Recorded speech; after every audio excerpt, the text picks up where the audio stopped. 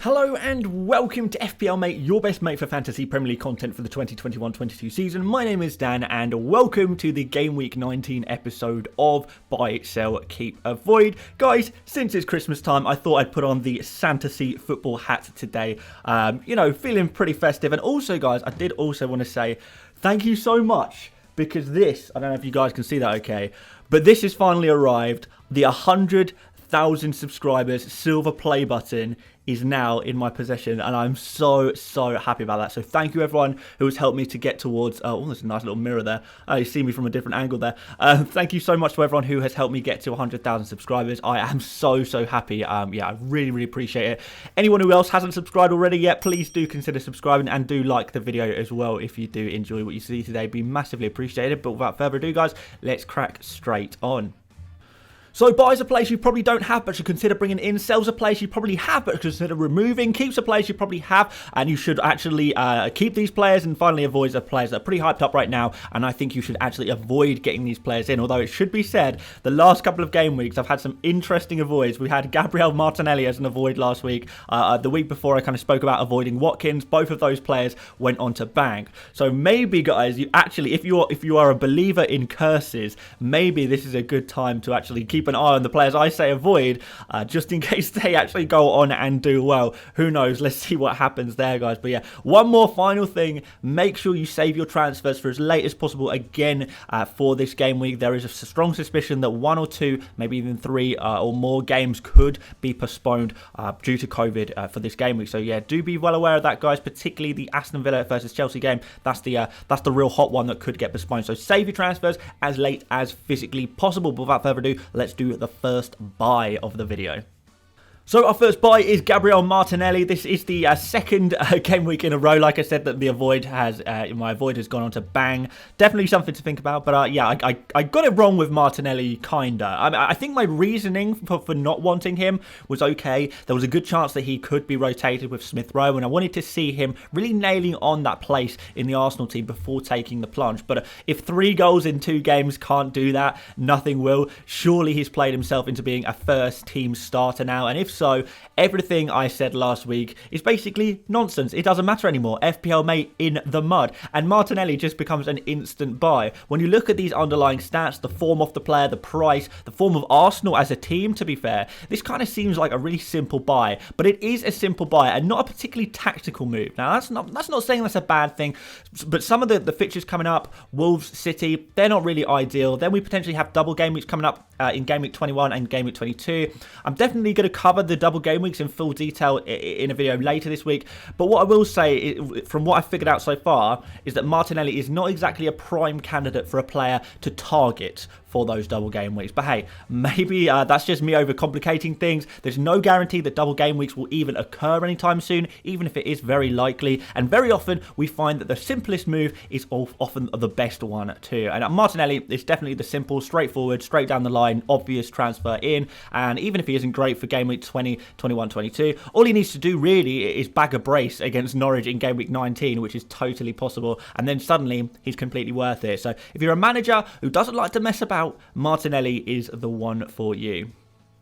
My next buy is Heung-min Son. Now, this one is perhaps a bit more of a buy for planners. Like I said, I will cover double game weeks properly later, but regardless of what happens when, what we do know is that Spurs are so behind on their fixtures now that they absolutely have to have some doubles at some point. And if any team gets a double game week in the upcoming 3 midweek slots, it's going to be Spurs. What's better is the potential doubles look very nice for Spurs. In game week 21, Spurs could potentially play both Watford and Leicester. In game week 22, they could play Arsenal and Brighton. Now, the Watford and Leicester one, the potential double in game week 21, that looks amazing. Watford and Leicester are literally 2 of the worst defences in the league, and they're kind of teams that suit the counter-attacking style of Spurs, I suppose. So good that you could even consider triple captaining Son in these fixtures if this was to go ahead. And this is the first time I've said all season that I actually like the look of a triple captain opportunity, so you know I'm serious. Usually I'm like, no, don't triple captain yet.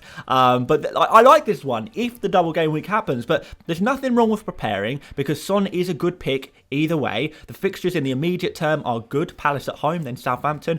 Son, we think he's going to play as a striker as well, so he's out of position there. And during what could be a very busy fixture schedule, we're all kind of terrified of rotation, right? Son is a really, really, really nailed on player. He will play every game he is fit and available for. So when you combine all of those factors, good fixtures, out of position, nailed, even if the doubles don't happen, he's still a fantastic pick. Onto some sells. We'll start you off with Bernardo Silva. I know we're talking about bringing in a lot of midfielders. Midfield really seems right now to be the key in terms of getting points, and there's no room for players who are just good. Every player needs to be great, and there really are some great options. Martinelli, Son, Bowen I haven't even spoken about in this video, but he's a great player to buy as well this week. Basically, we have to make a sacrifice somewhere, and a player that a lot of people own that is not going right at the moment is Bernardo. So let me kind of make the case of why Bernardo is a sell, and you can let me know what you think. So De Bruyne is back. This means Bernardo moves into deeper positions to free up KDB. This is kind of a trend in many ways. It seems to happen every time when De Bruyne is out of the team. Bernardo, Gundogan, these players kind of thrive, but then KDB comes back into the team and they absolutely plummet in terms of how much they perform in FPL terms, because De Bruyne is fulfilling all of their duties, I guess, and doing a better job of it because, you know, he's an absolutely phenomenal world-class player. So these guys are going to now play deeper, but then also these guys will now be rotated. And you can say that Bernardo is too good to be rotated. I kind of get what you're saying there, but in the role that he's currently being asked to play, is he too good to be rotated there? Is he that good in a number 8? I mean, yes, he's amazing, but he's not so good that Gundogan won't come in sometimes and play alongside KDB and Rodri. So with him playing deeper, rotation among a busy fixture schedule, but also the fact that City have no double game weeks to come, they're not going to have any double game weeks. There's a lot of reasons to sell, and I think if you're kind of seeing the signs and making this transfer out, transferring out sooner rather than later, that could give you a big advantage over those people who are a little bit nervous about transferring out Bernardo, because I can imagine a lot of people would be nervous about transferring him out. But if you get in there first, if you've seen the signs and you don't think that's going to, you think this trend of him not performing so well in terms of attacking output, you see that trend, you think that's going to continue, getting out now is just going to be a huge advantage to you. My next sell is Raphinha. I know this isn't going to be a popular one because he does keep sneaking those points, doesn't he? But Raphinha has very strangely turned into a bit of a penalty merchant recently, hasn't he? He's never been that before, but suddenly he is now. If you look through his recent stats, yes, that XG looks good, but his non-penalty XG over the past 5 games is just 0.21. His non-penalty big chances is 0. His non-penalty shots on target is just 1 in 5. You see what I mean? You take away the penalties and he's kind of doing nothing in FPL terms. Even his creativity, he's kind of looking quite poor there. And I don't think that's necessarily his fault, but Leeds are just in absolute bits right now. So many players missing through injury. Youth players are having to play. It's difficult to thrive at Leeds right now, even if you are Raphinha. Leeds are also one of the very few teams that haven't missed any games yet, which means there's going to be no double game weeks coming up for them. Pair that with poor fixtures, and it's kind of like, do I move to one of these amazing midfielders, or do I stick with Raphinha for a bit longer? Hopefully we get a few more penalties. I'm thinking surely the penalties will dry up at some point. Maybe you disagree. I would personally rather have a player like Jarrod Bowen for a similar price, or upgrade to Son if you have the money in the bank to do that. I just think Raphinha is a fairly easy player to let go of.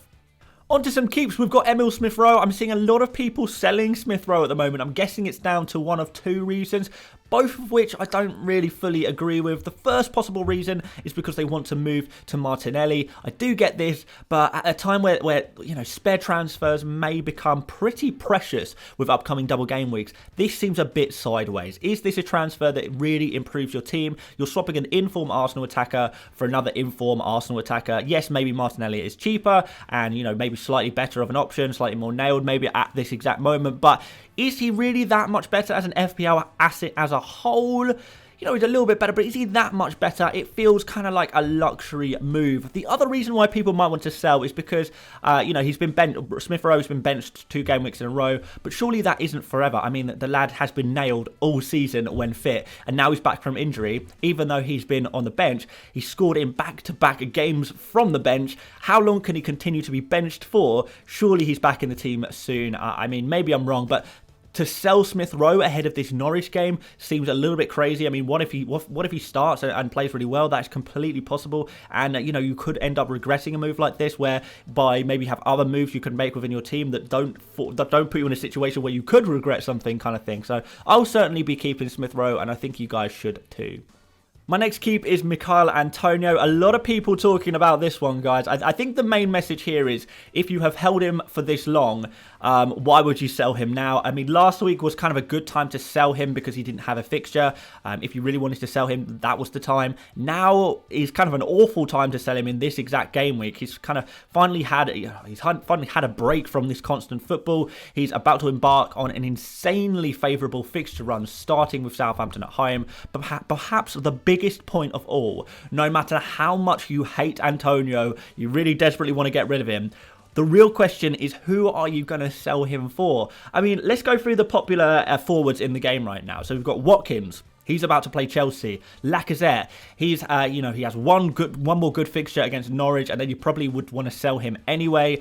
Dennis, he has a horrible away games versus Wolves. Then, Wolves aren't conceding any goals at all right now. Broja plays West Ham away. I guess that could be a lot worse, but it's not exactly a fixture you'd want to target. Like, I'm kind of running on empty when it comes to forward options to replace him with. So, it's just a kind of a situation where if there's no one to transfer him to, you haven't actually got anyone you like to transfer him, then kind of what's the point? You may as well just stick with it. And you know what? I was speaking to a friend on Twitter earlier who doesn't own Antonio, and he said he's actually wanting to bring him in. He made the great point that if you didn't own Antonio right now, you hadn't gone through the pain of owning him, you'd be looking at these fixtures and thinking, oh wow, Antonio could be a really nice purchase for these upcoming fixtures. And I actually thought that was a really good point. So maybe our biases of the Antonio pain eating away at us has kind of twisted our minds a little bit, and objectively, maybe now is a great time to own Antonio, and we shouldn't be so down on him.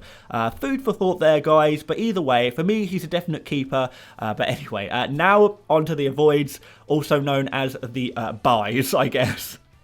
So my first avoid is Kostas Tsimikas. Now, I'm going to put this one first because I can guarantee he's going to get some points over the next couple of game weeks, but with Robertson out, Tsimikas will bring you points. But hear me out. Hear me out. Tsimikas will only be in the Liverpool team for 2 FPL game weeks. Robertson's ban, should I say, is 3 games, but one of those games is the League Cup game. So Tsimikas is a 2 game week punt and then becomes a useless liability in your squad. Oh, but Dan, he's so cheap, it doesn't matter. Yes, it does, because you can only own 3 Liverpool players at any given time. Most of us already own Salah, Trent, most likely Jota too. These are the 3 most essential players, well, some of the 3 most essential players in the game right now, really, aren't they? And in my opinion, those 3 Liverpool players, they're the right Liverpool players to own. So who are you going to sacrifice? Trent? No way. Salah? Not a chance. Jota? Okay, we can talk about Jota. But ahead of Leeds, I really don't like it. And even if you did get rid of Jota, that's going to cost you 2 transfer moves to get rid of him, because you have to transfer out Jota, a midfielder, and replace a defender. So that's 2 transfer moves to move Jota to Tsimikas. And then if you want Jota back in, African Cup of Nations coming up, Salah is unavailable, Mane's unavailable, so Jota is leading the line for Liverpool for many, many games in a row. You're going to want Jota back, and it's going to cost you another 2 transfers to move Tsimikas back to Jota, kind of assuming that you keep Salah in your team as well, on the bench. So, I don't know. Ahead of this Leeds game, I also think you probably want attackers more than you do defenders. Maybe you only have 2 Liverpool players. Again, when Tsimikas becomes useless to you in 2 game weeks' time, you still need 2 transfer moves to bring back a Liverpool player. It seems kind of ridiculous to me. Now, it's kind of an awful time to be spending copious amounts of transfers, moving your Liverpool players in and out and in and out. And even if you get a couple of 6-pointers from Tsimikas, in the short term, maybe you get one from Leeds and then maybe a blank against Leicester or something like that. Okay, you say, okay, I got a few points from a 3.7 million defender, but after that, what then? I feel like you could seriously regret it. So for all of you guys kind of getting excited about Tsimikas. I do get it. He'll probably score points over the next 2, but the longer term damage it will do to your squad makes this a really horrible buy in my opinion. So unless you do truly believe that I am cursed with my avoids right now, Tsimikas has to be an avoid. Unless you think this is the cursed avoid, Emmanuel Dennis. But to me, it feels like a really horrible time to buy Dennis as well. I bought him a couple of weeks ago personally in my team, and I'm already regressing it. Dennis has pretty poor fixtures in the immediate term against Wolves, West Ham and Spurs. Then Gameweek 21 versus Newcastle, incidentally at a time where Watford will potentially have 2 double game weeks in a row at that point. So you're looking at that thinking, oh my god, amazing, until you remember the African Cup of Nations kicks off in that exact game week, in game week 21. So that Newcastle game is scrapped if Dennis is at the African Cup of Nations, right? So Dennis has been called up as part of the preliminary Nigeria squad for the tournament. So it's looking likely that when those fixtures turn good for Watford, Dennis won't even be there to take advantage of that fact. I don't doubt that Dennis can score a goal or a goal or 2 between now and then. But in terms of those nice long-term options, in terms of forward planning and thinking about potential double game weeks and players jetting off to AFCON, Dennis seems like a really short-sighted move that won't really pay off for you in the long term. So even though he's kind of one of the most transferred in players of the game week, I also think he's a really poor pick in terms of overall FPL strategy. And with blanks, doubles, everything coming up like that, I think strategy has to come into play big time now, rather than just transferring in players who have scored points recently. Dennis is in many ways the anti-strategy transfer, the knee-jerk transfer in many ways. And even if you think AFCON will be cancelled or he won't get selected for the final squad, why take the risk? Why take the risk? You can surely just wait it out past these a couple of bad fixtures and make the decision later with 100% clarity of what's going on.